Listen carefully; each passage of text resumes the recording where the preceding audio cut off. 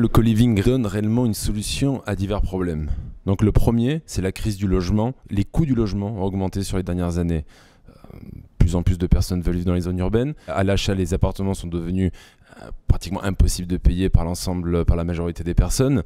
Cela s'est répercuté sur les loyers après cela. Donc du coup, la solution du co-living intervient dans la possibilité pour des classes étudiantes, jeunes actifs et des fois moins jeunes actifs de pouvoir accéder au logement dans quelque chose de moins cher. Également, elle intervient, elle va solutionner un peu cette crise dans aussi la typologie du type de demande. Aujourd'hui, on a une typologie de demande différente qui recherche de la flexibilité, de la mobilité, de la communauté. Le co-living apporte une solution dans les zones urbaines pour ces personnes-là qui veulent peut-être pas avoir un contrat de 5 ans, mais sinon un contrat de 3 mois, de 4 mois, car demain elles pourront partir ailleurs. Donc, et également, elle résout, je pense que pour résoudre de toute manière la crise du logement, c'est dans un problème de pénurie d'offres. Il faut aussi que le secteur immobilier y trouve son compte. Et à partir de là, il y a un rendement qui est supérieur sur le co-living que sur la location traditionnelle. Donc du coup, c'est un win-win. Vraiment, c'est gagnant-gagnant de part et d'autre. Donc je pense que là-dessus, on est sur un concept qui est là pour durer, qui permet une meilleure efficience, une meilleure gestion de l'offre globalement. Donc sur les prochains projets qui devraient apparaître, on verra que le co-living sera en forte croissance. Je vais prendre le parallèle du coworking.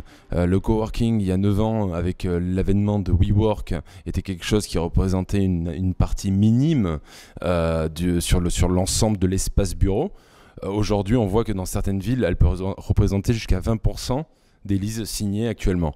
Donc on est dans une progression absolument incroyable du coworking. Le co-living s'inscrit dans la même tendance, dans la tendance du partage, dans la tendance de la multiplication de l'offre et dans l'ajout de quantité d'offres dans les zones urbaines. Nous pensons vraiment à Badi qu'on peut arriver sur des pourcentages équivalents à celui du coworking. On pense qu'un coworking centralisé, comme ces grands immeubles de 200 chambres, on pense aussi au co-living décentralisé. C'est-à-dire, comme on parlait dans l'ancien, des appartements, finalement des grands appartements, souvent difficiles de louer et souvent vides sur Paris, avec 5 chambres qui pourraient être louées par chambre, avec une articulation d'une communauté autour, avec l'accès de services comme un gymnase, comme des soirées networking, etc.